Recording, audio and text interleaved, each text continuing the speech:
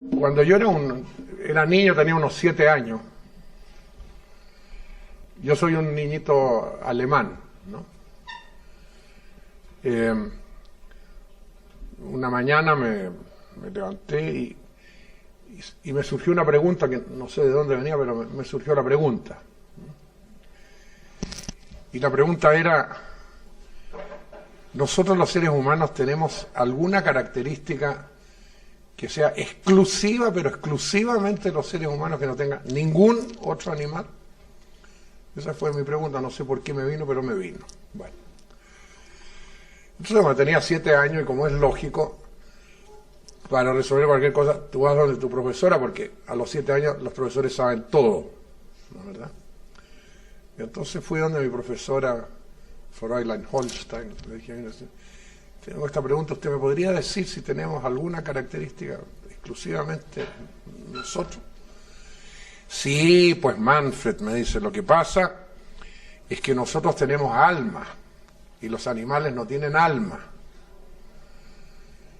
No me gustó nada la respuesta. Yo tenía mi caballo, tenía 2 perros y tenía un gato, y yo los observaba y bueno, a mí eran seres que tenían todos los derechos. Además, en ese entonces yo todavía pensaba que Dios era justo, entonces yo dije: ¿cómo va a ser esta discriminación? Pues no puede ser, no me satisfizo la respuesta. Bueno, pasó un tiempo, y otra vez me vuelve la pregunta. Fui donde otro profesor ya un poco más grande, y le hice la misma pregunta. Me dice: no, Manfred, lo que pasa es que nosotros tenemos inteligencia y los animales solo tienen instinto. Bueno, tampoco me satisfizo, porque yo, a esos mismos animales, yo los había visto frecuentemente tomar decisiones que obviamente eran producto de racionalizar: hago esto, y bueno, mi caballo, no sé, lo había observado muchas veces. Tampoco me satisfizo. Bueno, me olvidé. Y pasaron bastantes años. Yo ya estaba en la universidad. Y un día iba en un bus y me volvió la pregunta, y de repente, ¡pum!, tuve un clic y dije: ah, ya sé. Y me sentí realizado, porque bueno, ahora lo descubrí yo y nadie me lo dijo. Dije: los seres humanos tenemos humor y los animales no tienen humor. Me sentí realizado. Pero como son estos dramas, bueno, en la investigación, ¿no es cierto?, y en las preguntas, no pasaron 2 semanas y estaba dentro de la oficina de un colega, y encima de su escritorio tenía un paper, y era un paper de un etólogo japonés. Los etólogos son los expertos en comportamiento animal. Y lo empiezo a ver y me encuentro con que este japonés relata la historia de unos pajaritos que hay en Japón, que le hacen bromas a otros pajaritos y se ríen de ellos. Bueno, fracasado. Y bueno, pasaron más tiempo y ya, bueno, yo estaba ya en mi doctorado, en fin, y qué sé yo, y mi padre era un notable científico alemán. Nunca, no sé por qué, nunca le había contado esto yo a él. Y esa mañana estábamos ahí tomando desayuno, un día domingo, y le cuento, le digo: mira, papi, fíjate que hace años, de que yo era chico, me he hecho varias veces esta pregunta y todavía no encuentro la respuesta. Pues, ¿qué cosa absolutamente única tenemos nosotros que no tiene nadie más? Y mi padre inmediatamente estaba comiendo su huevito y me dice: prueba con la estupidez, me dice. ¿Quién le digo? Sí, prueba con la estupidez. Bueno, yo quedé totalmente desconcertado, pero claro, me puse a reflexionar y dije: claro, efectivamente, no hay elefantes estúpidos, no hay caballos estúpidos tampoco. Y claro, y empecé a reflexionar. Bueno, llegó un momento en que tomé en serio el tema y lo investigué a fondo. Incluso hubo un momento en que yo dicté un curso en Estados Unidos, en el MIT y en la Universidad de Wellesley, que era sobre la estupidez humana. Primera vez que se dictaba un curso sobre esa naturaleza, tuve muchos estudiantes y fue bien entretenido. Pero a la vuelta de un rato deja de ser entretenido y se pone dramático. Pero eso es que me puse a reflexionar y dije: claro, ¿qué es la estupidez? La primera condición para ser estúpido es ser inteligente. Todos los que están en esta habitación, sin excepción, más de alguna vez se han dicho a sí mismos, ¿cómo pude ser tan estúpido? Bueno, ¿cierto? ¿Todo? ¿Sí o no? Ya, bueno. O sea, tenemos perfecta conciencia de nuestra estupidez. O sea, primero hay que ser inteligente para ser estúpido. Pero ¿en qué consiste el acto estúpido? El acto estúpido consiste en hacer algo en contra de las evidencias que tú tienes. Como le decía Ana yo en Barcelona anoche. Sí, ya, terminamos de cenar y tú te vas a ir y yo te digo, mira, no te vayas por este callejón porque está muy oscuro y hay un hoyo, ahí te puedes caer. No, estás loca, que me voy a caer al hoyo, se te ocurre, te vas y te caes al hoyo. Ese es el acto estúpido. El acto que tú realizas en contra de las evidencias que tú tienes. Bueno, ¿por qué he comenzado mis comentarios por esto? Porque aquí viene una pregunta que le hago a todos ustedes. ¿Hay realmente algo hoy día, en este mundo de hoy, que nosotros no sepamos que no hay que hacer? ¿Tú tienes claro lo que no hay que hacer? Creo que todos tienen perfectamente claro lo que no hay que hacer. Pero lo hacemos. En consecuencia, mi punto de partida es que en última instancia el fondo de por qué estamos como estamos es por la estupidez humana. Y si eso no se reconoce, bueno, vas a estar arreglando cosas por arriba, pero nunca vas a arreglar la enfermedad de fondo. Ahora, por supuesto, yo no pretendo, ¿no es cierto?, proponer de que la estupidez deba ser eliminada. Porque no toda la estupidez es mala tampoco, hay estupideces divertidas, ¿me entiendes? Hay estupideces que pueden ser buenas para la salud, ¿no? O sea, no se trata de erradicar una cosa que es humana, pero hay estupideces y estupideces, ¿no es cierto? Y hay una estupidez que si cuando tú has perdido todo, perdiste tu casa, perdiste tu jubilación, perdiste tus ahorros, ¿no?, y estás ahí en la calle, y entonces yo vengo y te digo, oye, pero sé más austero. Bueno, claro, entonces como tú dices, sí, pues claro, tengo que ser más austero. ¿Qué es lo que han hecho en España? Pegarse un tiro. Y por primera vez en la historia España ha llegado a un punto en que la gente que muere por suicidio es más que la gente que muere por accidentes de tránsito. Ahora yo les pregunto, ¿esos suicidios son realmente suicidios? ¿O son asesinatos de un sistema económico perverso? Que se sustenta en una gigantesca estupidez, ¿no? Y yo creo que esa es la respuesta. Este libro que estamos lanzando hoy día, en el fondo trata de revelar y desenmascarar la economía para mostrar todas las estupideces que contiene, ¿no? Y que son muchas y que son muy dramáticas y que han llevado al mundo a, bueno, a las situaciones que estamos conociendo ahora y particularmente ustedes aquí en Europa. Ustedes son países que desde el sur siempre generaron una imagen de que eran lo que había que emular, tenemos que parecernos a ellos, porque los sensacionales, ¿no es cierto?, son los europeos y los Estados Unidos. Y en este momento uno dice, puta, menos mal que todavía somos un poco subdesarrollados, gracias a Dios, ¿no? Que no alcanzamos a emularlo, ¿no? Pero esa es una situación dramática. Y esta se origina, por supuesto, en la historia de cómo ha evolucionado esa cosa que se llama economía. Para comenzar, lo que llamamos economía ahora y lo que a ti te enseñan como economía en la universidad y a ti, en términos estrictos, no es economía.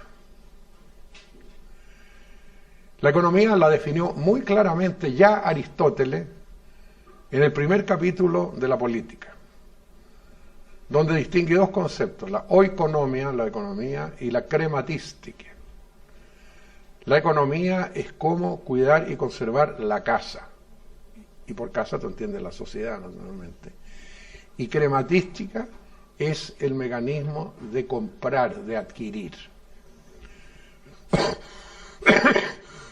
El primero está relacionado con el valor de uso y el otro está relacionado con el valor de cambio. Y el segundo, según Aristóteles, tiene siempre que estar supeditado al primero. La oikonomia tiene que estar arriba y la crematística es absolutamente secundaria. Lo que tenemos hoy día es exactamente al revés. Lo que a ti te enseñan por economía es crematística, en términos aristotélicos. Porque todo se trata de dinero, de comprar, de invertir, de crecer, etcétera, etcétera, etcétera. Y todo es cuantitativo y todo en términos de dinero. O sea, es crematística pura. La economía fue asesinada. Pero esto se siguió vendiendo como economía. Y nosotros hemos, en este libro, que tiene una historia muy especial y muy bonita, muy hermosa, que se las voy a resumir antes de continuar en este aspecto. Es un libro escrito y que es producto de un largo diálogo entre un economista y un físico. El coautor de este libro, Philip Smith, era un importante físico nuclear. Era americano de origen, pero se tuvo que ir a Estados Unidos, exiliado en la época de McCarthy, cuando estaba la obsesión anticomunista. Y se fue a Brasil, donde enseñó durante 8 años, y de ahí se fue a Holanda, como profesor de física en la Universidad de Groningen, donde tuvo 25 años hasta que jubiló, y en el proceso se hizo ciudadano holandés. Y fue un hombre siempre preocupado, a pesar de ser físico, de la equidad, de la justicia social, ¿no es cierto?, de la armonía, de la cooperación, y fue uno de los fundadores del movimiento Pugwash. El movimiento Pugwash es un movimiento antinuclear creado por los mismos físicos nucleares, un movimiento tremendamente importante que incluso recibió el Premio Nobel de la Paz hace unos 20 años atrás. Y fue uno de los fundadores. Entonces, era un físico preocupado, ¿no es cierto?, de una sociedad más justa.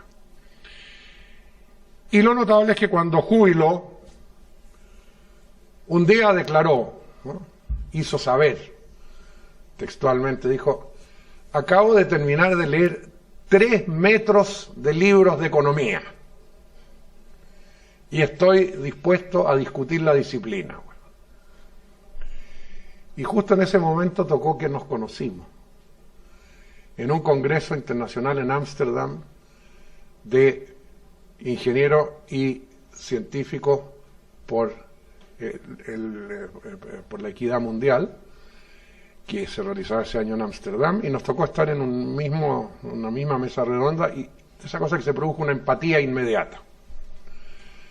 Y cuando terminó la sesión, bueno, salimos caminando, ¿verdad?, por los canales ahí en Ámsterdam y a conversar, en fin, y que se le dije, bueno, ¿cómo es esto de tus 3 metros de economía? Sí, me dice, porque, claro, me metí, me interesaba, bueno, y me parece que está tan lleno de cosas absurdas, me dice que no.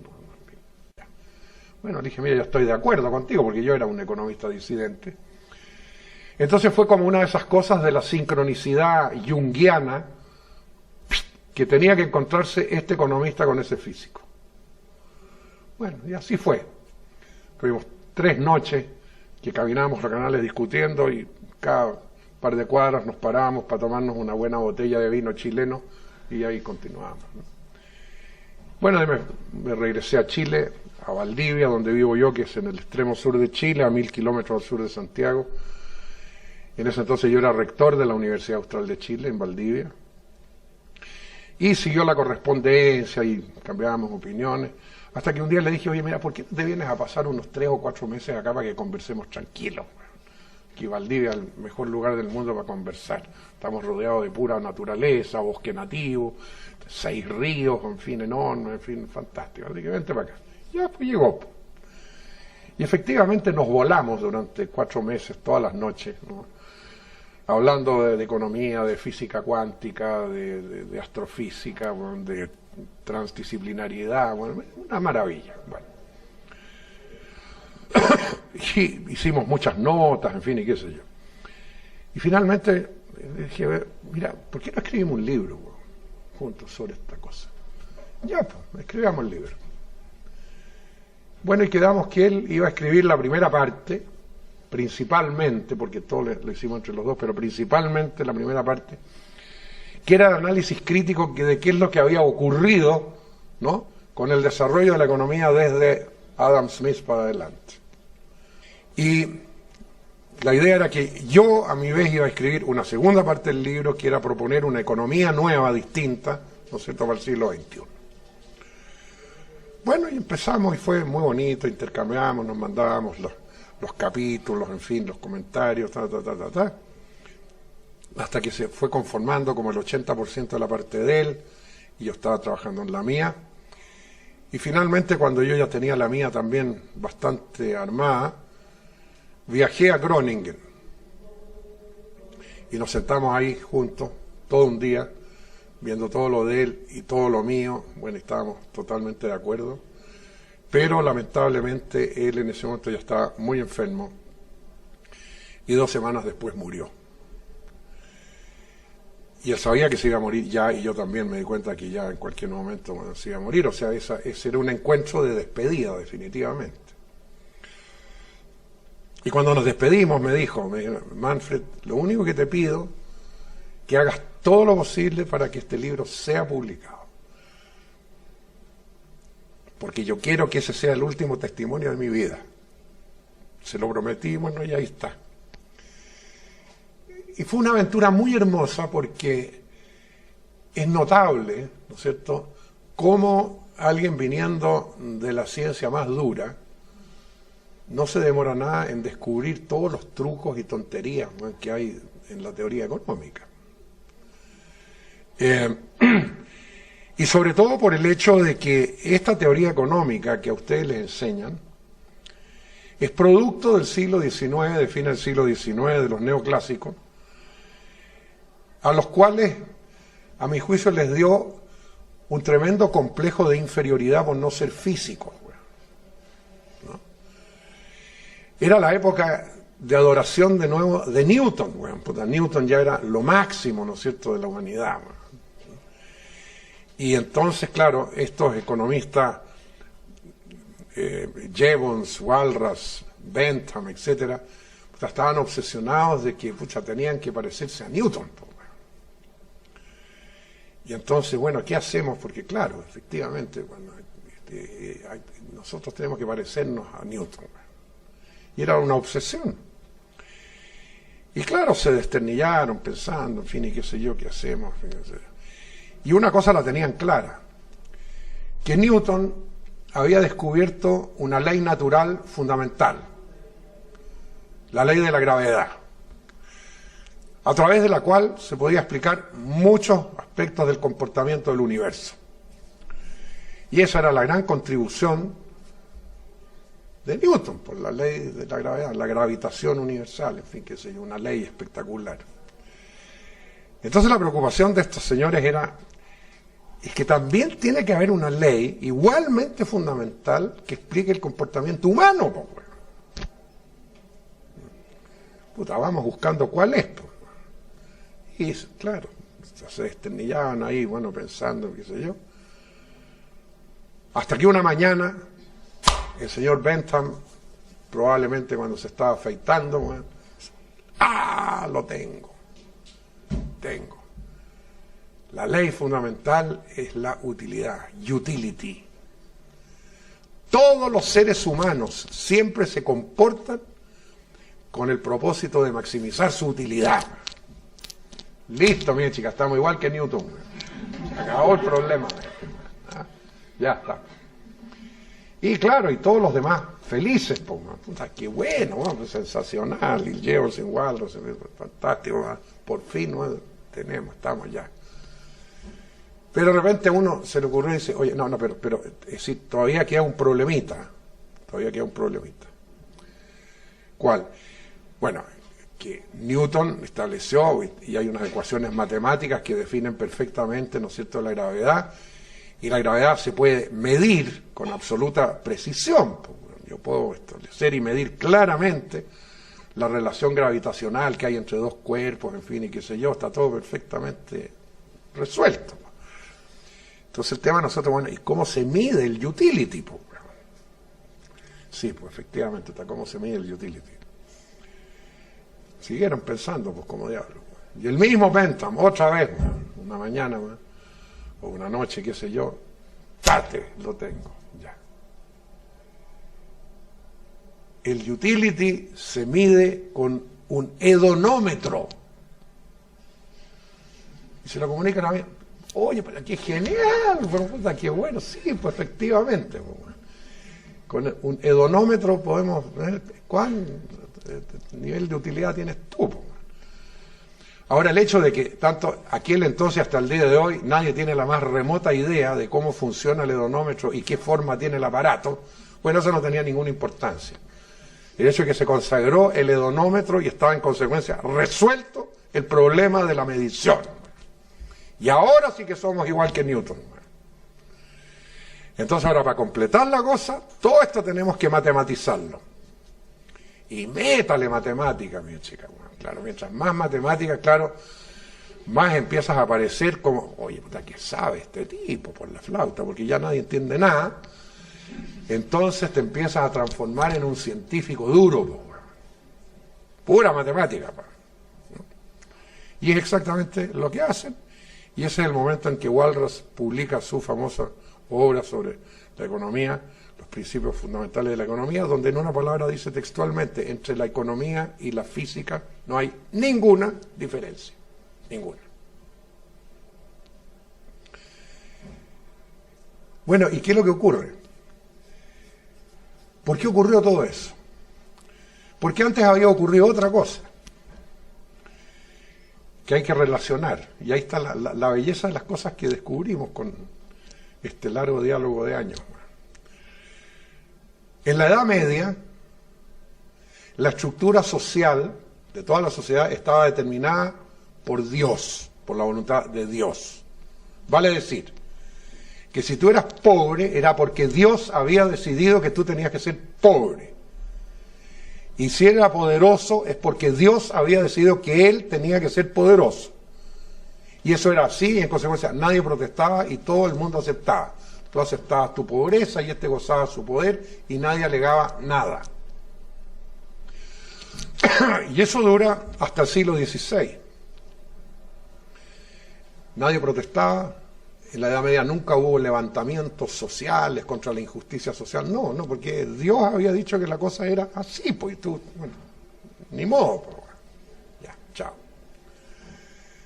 Pero de repente sucede que aparecen unos sujetos que después le ponemos el nombre de burgueses, ¿no? Y la gente empieza a ver unos sujetos que no eran ricos, ¿no? Y que se empiezan a hacer ricos. Y empiezan a comerciar y viajan, y en los Países Bajos y todo, en el norte, Alemania, y empiezan a hacerse ricos. Bueno. Pero ¿cómo estos chatos que no eran ricos ahora son ricos? Bueno? ¿Qué pasó con Dios? Bueno? ¿No? Entonces ya la gente no entiende, y de hecho, a esa altura se producen las primeras protestas, que son los campesinos en Alemania en 1560. Y claro, cada vez empieza a haber más ricos que no eran ricos, y Dios se muere, pues. Y entonces, claro, para la gente que tenía poder, puta, que era importante la decisión de Dios, pues. Pero ahora, ¿qué haces tú? Puta, Dios se murió, pues. Y ahora te pueden quitar el poder, pues. Entonces, ¿qué hacemos para que siga habiendo una justificación de que siempre tiene que haber pobres, ¿me entiendes tú? Y de que el poder también es legítimo. Y ahí nace la economía, mis queridos amigos. La economía sustituye a Dios. Y en consecuencia se desarrolla como un lenguaje pseudo religioso, dogmático, no acepta discusiones. Y ustedes lo ven en la sala de clase, bueno, la economía que se enseña, no hay debate, no hay nada que debatir. Entonces surge esto como sustituto de Dios, un mecanismo a través del cual uno puede seguir justificando de que es natural de que haya gente pobre y es natural que haya gente poderosa, ¿no? Y claro, eso genera todo este lenguaje, que es un lenguaje que incluso genera, que primero la gente en general no entiende y en consecuencia genera miedo y temor, y además con todo este edificio matemático detrás que nadie entiende, dice, bueno, estos tipos saben pero mucho, pues, son feroces, pues. Entonces ellos saben lo que hay que hacer y eso es lo que hay que hacer. Bueno, y por increíble que parezca, si ustedes lo observan, eso es así hasta el día de hoy. Porque ese economista es el único que tiene acceso al poder político, al poder empresarial, ¿me entiendes? Bueno, el economista es el que sabe, ¿no? Pero sucede que obviamente ese mundo que construyeron los neoclásicos a fines del siglo XIX es un mundo completamente ilusorio, está basado en modelos matemáticos, y como muchas veces el modelo no funciona, entonces ahí comienza el proceso de los economistas de generar una serie de trucos, ¿no?, para seguir pareciendo impecables, ¿me entiendes tú?, frente a todo lo absurdo. Y entonces inventan cosas así como, por ejemplo, las externalidades. Sucede que yo, he sido una política económica, eso, bueno, y por ahí me sucede un desastre en el medio ambiente, y ahí con los trabajadores, en fin, no, pero eso son externalidades, eso no tiene nada que ver con lo que yo estoy haciendo. Eso es responsabilidad de otro, bueno, de otro. O sea, el truco de las externalidades es rehuir a la responsabilidad de lo que yo provoco. De manera de decir, no, eso no lo provoqué yo. En consecuencia, no es culpa mía, que otros la arreglen. Pero esto es la cosa, ya. Y ahí comienzan los trucos. Y cuando de repente se le pregunta a la economista, bueno, ¿cómo ve usted cuál va a ser la tendencia, ¿no es cierto?, de aquí al próximo año, en los próximos 2 o 3 años, en fin? La predicción económica, claro, ahí vamos al modelito de nuevo. Y aquí viene el otro invento genial, pues, de los economistas, que dice, mire, lo que va a ocurrir es esto, esto y esto, y agregan una palabrita, además en latín porque suena más científico, ceteris paribus. Ceteris paribus quiere decir que esto va a ocurrir así y así, siempre y cuando no ocurra ninguna cosa en ninguna otra parte. Eso es el ceteris paribus. Entonces resulta que la predicción falló, pues, bueno, nada que ver.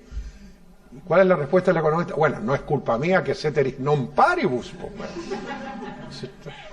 No tengo nada que ver, pues, ¿verdad? Bueno. Entonces tienes el hedonómetro, las externalidades, el ceteris paribus, bueno, y todo, ¿me entiendes tú?, para seguir pareciendo, pero un científico impecable. Bueno. Y el otro descubrimiento que hicimos, que en todo este proceso, claro, no toda la economía fue así, porque a lo largo de la economía hay muchos pensamientos económicos y otros totalmente distintos de lo que estamos diciendo. Y hubo pensadores que realmente plantearon cosas completamente distintas.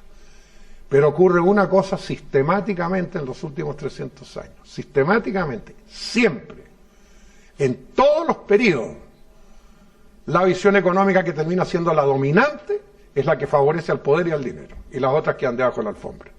Chao. Y gente notable como Sismondi y otros, ¿no es cierto?, que fundamentan la justicia debajo de la alfombra. Entonces ese tipo se fregó, está afuera. El caso de Sismondi es uno de los que analizamos muy a fondo, ¿no? Y eso sistemáticamente. Y ahora lo mismo.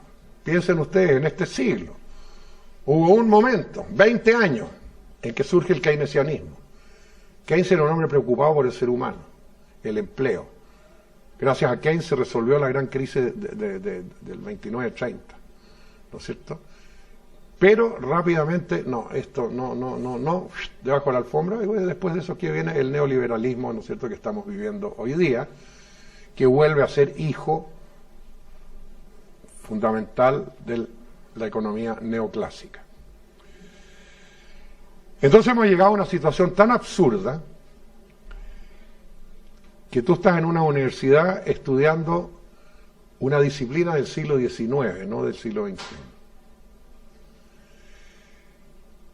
Hoy en día no tenemos física del siglo XIX, no tenemos biología del siglo XIX, no tenemos astrofísica del siglo XIX, no tenemos antropología del siglo XIX, no tenemos nada del siglo XIX. Lo único que tenemos del siglo XIX es la economía.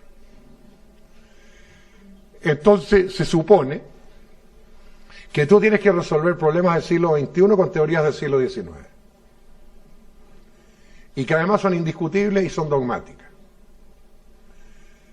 Cuando yo estudié economía, a fines de los 50, comienzo de los 60, no, a fines de los 50, claro.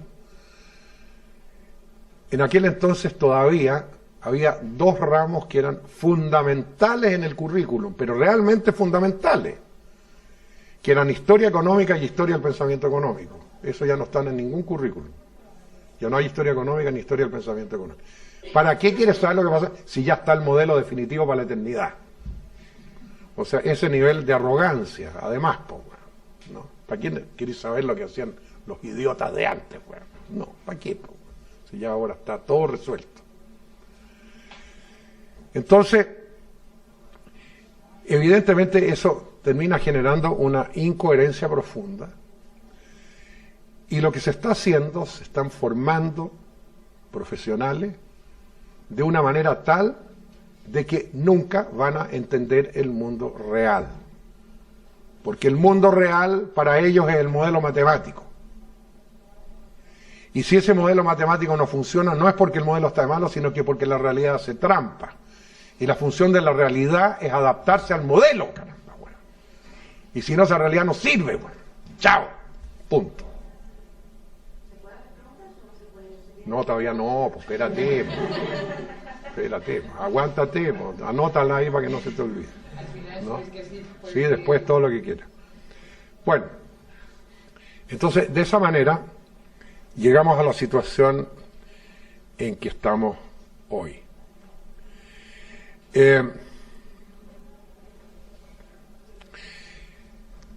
Ahora, frente a esto, desde luego uno dice, bueno, ¿qué podemos hacer? ¿No? Ya la gente en general cada vez, aunque no entienda economía, sabe que, bueno, que esto no funciona. Tú ya no necesitas entender el modelo matemático para darte cuenta, bueno, esto no está funcionando, pues a mí me está yendo pésimo. Pues, bueno, ¿entiendes tú? Y la experiencia de ustedes en Europa es clara en ese sentido. Bueno, ¿qué se puede hacer? Bueno, obviamente lo que hay que hacer, en primer lugar, es enseñar una economía distinta, que sea coherente con el mundo en que vivimos y que haga posible que ese economista entienda el mundo real. La segunda parte del libro nosotros nos extendemos en ese aspecto y proponemos cómo debería ser una nueva economía. Y que en pocas palabras la puedo definir. Una nueva economía, como nosotros la proponemos, debiera sustentarse en 5 postulados fundamentales y un principio valórico irrenunciable. El postulado número 1 es que la economía está para servir a las personas y no las personas para servir a la economía. 2, el desarrollo tiene que ver con personas y no con objetos. 3, el crecimiento no es lo mismo que el desarrollo y el desarrollo no precisa necesariamente de crecimiento.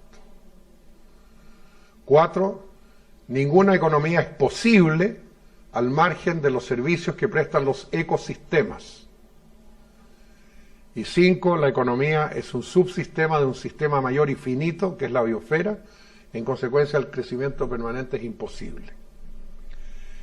Y el principio valórico irrenunciable sobre el cual debiera construirse una nueva economía es que bajo ninguna circunstancia un interés económico puede estar por sobre la reverencia por la vida. Recorran los 6 puntos y uno por uno lo que tenemos hoy es exactamente lo contrario. Exactamente lo contrario. Todos estamos al servicio de la economía y no la economía al servicio nuestro. Había una vez un país que se llamaba Estados Unidos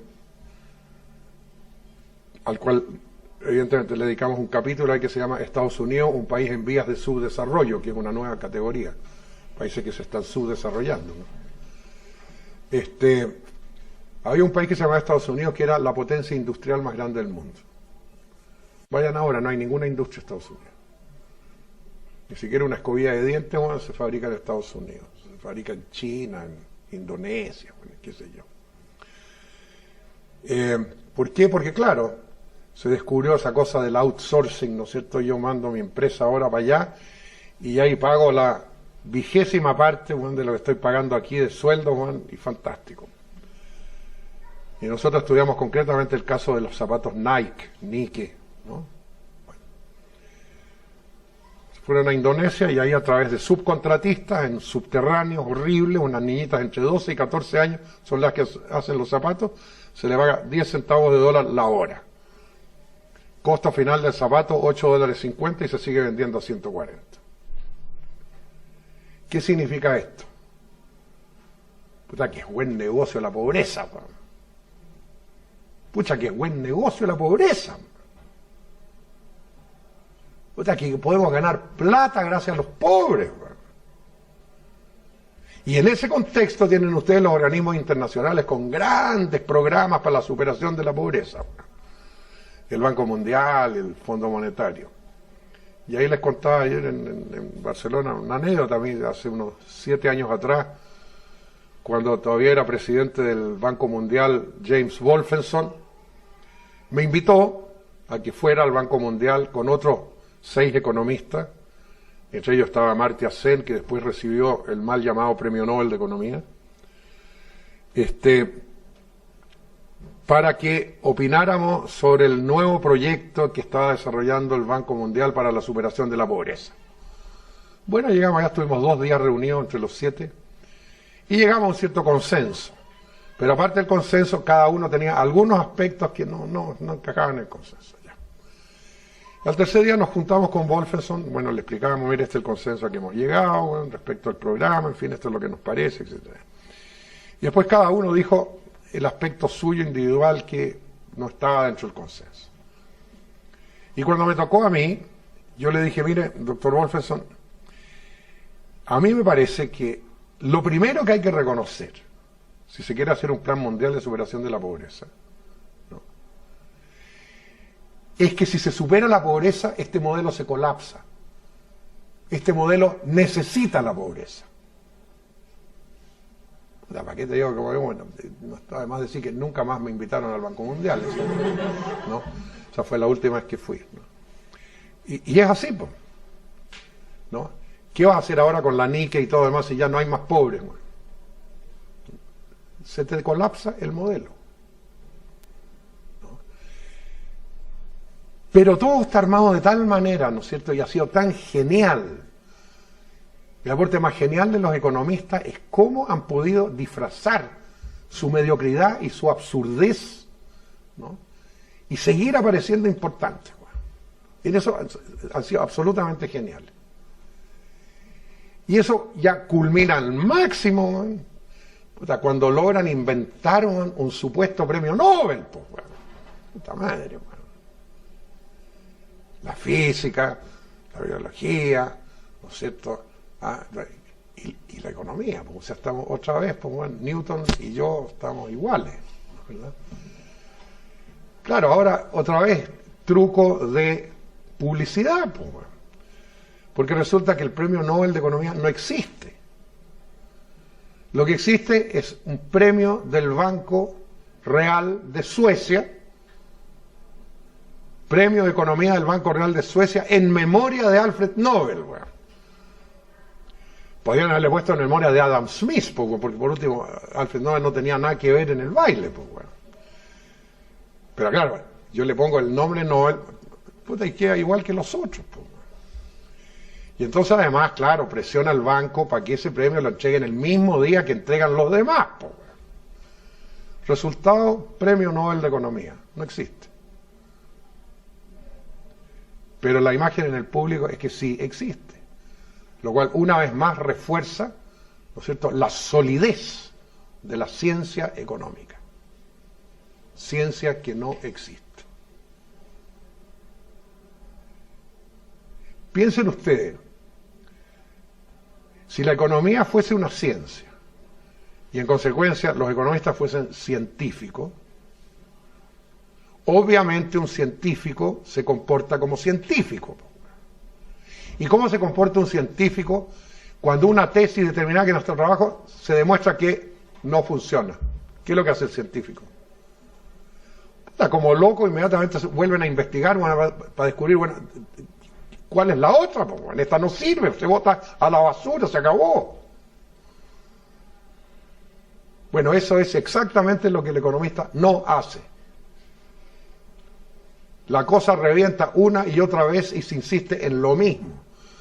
O sea, es el comportamiento más perfectamente anticientífico que puede haber. Ahora quedó demostrado desde el 2008, ¿no es cierto?, de que este modelo es un desastre. ¿Y qué es lo que han hecho? Insistir en el modelo, con más fuerza todavía. Y los resultados, bueno, ustedes los han vivido y los siguen viviendo y los seguirán viviendo porque esto no ha terminado, va a venir otra mucho más grande todavía. Y esto que ocurrió en octubre del 2008, una semana antes, ningún economista se dio cuenta que venía. Pero el tipo que vendía la verdura en la esquina tenía perfectamente claro que se venía la cosa, ¿no? Y la dueña de casa tenía perfectamente claro, mira, aquí se viene un despelote, pero el economista no. Incluso 15 días antes el presidente de la FED en Estados Unidos dice que la economía estaba sensacional, que no había ningún problema, bueno. 15 días antes. Pero el economista sigue siendo el tipo. Y a eso se agrega esa arrogancia impresionante. Y al respecto, quiero leerles a ustedes un parrafito que tengo aquí, que resume todo lo que estoy diciendo. Cuando Icaria decidió hacer la traducción del libro, que por cierto es una traducción extraordinaria, yo ya lo felicité públicamente en Barcelona y lo vuelvo a hacer, porque esta es una de las editoriales en ese sentido más serias y más profesionales que he encontrado en mi vida.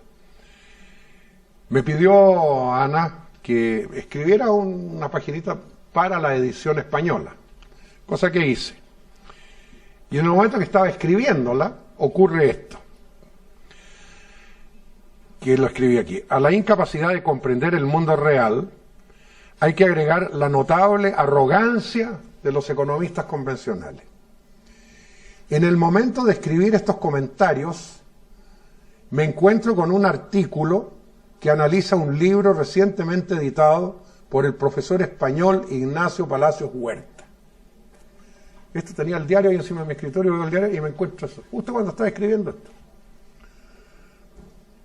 El articulista manifiesta que es cierto que esta profesión, la economía, no previó la crisis financiera, pero aún así, el editor escribe en la introducción que, cito, los economistas saben más sobre las leyes de las interacciones humanas y han reflexionado más profundamente sobre ellas y con mejores métodos que cualquier otro ser humano. Bueno.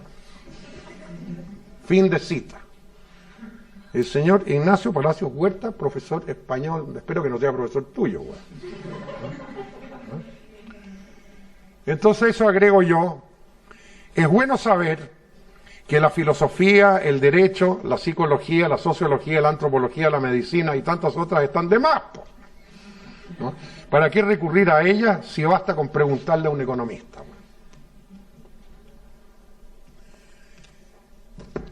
No conozco ninguna otra ciencia en que quienes forman parte de ella hayan jamás en la historia llegado a esos niveles de arrogancia. Piensen ustedes en la historia de la física. No había nada más sólido, ¿no es cierto?, que esa física newtoniana. Sin embargo, llega un momento, ¿no es cierto?, a comienzos del siglo XX, donde un señor, Max Planck, el más grande físico alemán, de los más grandes del mundo, ¿no es cierto?, de repente se da cuenta, no, fíjate que aquí hay algo que no es así. Y los físicos son capaces de sobrevivir al derrumbe de todo el edificio de la física clásica. Y aceptan que el edificio se derrumbe, coño. con pena, todo lo que ustedes quieran, pero dice, bueno, no, bueno, debajo de este edificio, bueno, hay otra cosa pues, bueno, que tenemos que descubrir. Claro, y llega la física cuántica. Y esa maravillosa física, hace 90 años, que nos está diciendo que el mundo no es como nosotros creemos que es. Y lo notable es que ese mensaje, que ya tiene 90 años, todavía no le ha llegado a la economía, o en el correo, puta, que va lento, bueno. ¿No? Porque ¿qué es lo que revela ese nuevo mensaje? Que dice que el mundo no es como creemos que es. La materia no está hecha de materia. Las cosas cristalizan como resultado de la observación, como resultado de la conciencia humana. Si yo observo un fenómeno subatómico, ese fenómeno ocurre solamente porque lo estoy observando. Si no lo estoy observando, no ocurre. O sea, yo soy creador de la realidad, ¿no? Vale decir que el observador y lo observado son un solo ente absolutamente inseparable. O sea, ese mundo cartesiano de las partes y todo, se acabó. O sea, el mundo no es mecánico como se pensó y como lo decía la física newtoniana, el mundo es orgánico. En un mundo mecánico ustedes tienen sistemas con partes y los pueden deshacer, como decía Descartes, con todas las partes, lo veo, después lo armo de nuevo y ahí ya entendí la cosa. En el mundo orgánico los sistemas no tienen partes, sino que tienen participantes, en que todos son igualmente importantes y son absolutamente inseparables. Nosotros ya no podemos hablar de la naturaleza sin hablar de nosotros mismos, porque somos eso, y ella es nosotros. Y esto se relaciona muy bellamente con la antigua sabiduría que siempre uno vuelve a encontrar en las culturas tradicionales, ¿no? La cultura Zulu y Xhosa de Sudáfrica, el precioso concepto del Ubuntu. Ubuntu quiere decir yo soy porque tú eres. Nosotros somos porque ellos son. ¿Qué significa? De que todo está relacionado y que nada puede ser si no es por el conjunto. ¿Y qué dice la economía convencional? Somos puros individuos. Cada uno maximiza su utilidad, ¿no? Y eso es. Y no hay más. Y va tan lejos, y lo encontrará en un libro de texto, Introducción a la Economía, que en ese mundo de la economía neoclásica, la solidaridad es un acto irracional. Es un acto irracional. Lo racional es maximizar tu utilidad. La solidaridad es irracional. Bueno. Y en un mundo orgánico, todo es cooperación. Cada participante coopera con el otro participante. ¿No es verdad? Todo está unido con todo. Y eso ya experimentalmente lo ha demostrado la física cuántica. Y ese mensaje, bueno, frente a eso, la economía se mantiene absolutamente esterilizada e incólume. El mensaje no ha llegado. Bueno, ya dije los principios para una nueva economía y ahora, ¿qué es lo que hay que hacer? Lo que hay que hacer lo tienes que hacer tú y tú. No podemos esperar ni pretender un cambio si no cambia la universidad. A mi juicio, en esta circunstancia, la institución de mayor responsabilidad en el mundo en este momento es la universidad. Y en la medida que la universidad no sea capaz de cambiar y reestructurar la enseñanza de la economía, no hay esperanza. Y la única manera de lograr eso es a través de la presión de usted. Esto ya empezó, ¿no es cierto?, con la economía postautística. Empezaron los muchachos en Francia, se extendió a Cambridge, etcétera, incluso llegó a Harvard, ¿no?, donde ocurrió una cosa, a mi juicio, notable, en la supuestamente mejor universidad del mundo, para que ustedes vean la mediocridad que puede haber en una supuesta mejor universidad del mundo, donde la introducción a la economía le enseña al señor Mankiw, seguramente es el mismo libro de texto que tienen ustedes, que es el libro de texto más tóxico, que yo he visto en mi vida, ¿no es cierto? Fíjense ustedes, los que no lo conocen, ¿no? Es un libro que comienza en el primer capítulo: una persona racional piensa en el margen, y estos son los 10 principios, ¡pum! Y ese ladrillo se lo tiran encima al muchacho, ¿no? En ninguna parte dice de dónde salieron esos 10 principios, ¿no es cierto?, de producto de qué investigación, ¿no es cierto?, qué evidencia empírica. No, nada. El ser racional es este. Y le tiran el ladrillo a un chico de 19 años. Y eso es una verdad absoluta. Entonces, claro, el chico no quiere parecer irracional, pues. Entonces ya comienza a ser domesticado al entrar la clase número 1 de Economics 101. Ya le tiraron el ladrillazo. Y enseguida vienen todos los cuentos de hadas, ¿no es cierto?, de la mano invisible, bueno, y todas esas macanas, ¿me entiendes tú?, propias de economistas que además nunca leyeron a Adam Smith.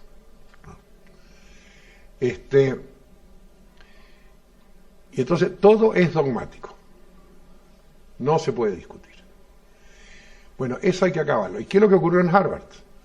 Que se dieron cuenta los muchachos que no queremos más la clase de Mankiw, pues queremos una clase paralela, los que quieran tener con otro profesor que sea crítico, y donde haya debate y podamos ver otras ideas y podamos discutir, en fin, qué sé yo. Entonces pidieron que hicieran una cátedra paralela. Bueno, le propusieron al profesor, no les gustó, bueno, finalmente se la dieron al profesor Stephen Marglin, muy amigo mío, gran economista y crítico, el profesor de Harvard, desde luego, y él montó la cátedra paralela, que es una cátedra de análisis económico crítico. ¿Qué creen ustedes que pasa en Harvard? Los estudiantes que toman el curso de Mankiw tienen crédito. Los que toman el de Marglin no tienen crédito. O sea, lo tomas por puro gusto nomás. Y así todo tiene una buena cantidad de estudiantes. Y eso en una universidad como Harvard. Entonces eso solo se puede superar con la presión de los propios estudiantes. Bueno, no queremos más esto. Queremos que nos enseñen una economía que tenga que ver con el mundo real. Y terminemos con todas estas faramayas y todos estos trucos y todas estas tonterías y los hedonómetros y todas esas vainas. Y entendamos que las personas son personas que funcionan con sentimientos, con pasiones, con dolores, con amores, etcétera, etcétera. ¿No? Es decir, y con esto voy a terminar, es para construir un mundo distinto al que hemos alcanzado. Si ustedes me dijeran que yo diga en una frase la característica fundamental del mundo, de la evolución, del punto de evolución a que hemos llegado, yo diría que hemos llegado a un punto en que sabemos mucho, sabemos muchísimo, pero comprendemos muy poco.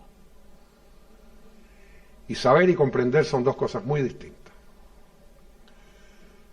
Tú puedes haber estudiado todo lo que se puede estudiar, desde una visión teológica, antropológica, sociológica, biológica y hasta bioquímica, todo lo que tú quieras, sobre un fenómeno humano que se llama amor, como lo hizo Erich Fromm. El resultado va a ser que tú vas a saber todo lo que se puede saber sobre el amor, ¿sí? Pero nunca vas a comprender el amor a menos que te enamores. ¿Te das cuenta?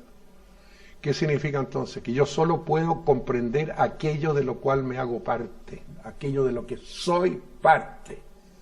Si no soy parte de, puedo tener información, pero no voy a comprender. Mientras sigamos, yo estoy aquí, por allá afuera está la naturaleza, dice. No, señor. Yo soy la naturaleza y la naturaleza es yo. ¿Cierto? Allá están los pobres. No, señor, todos somos pobres.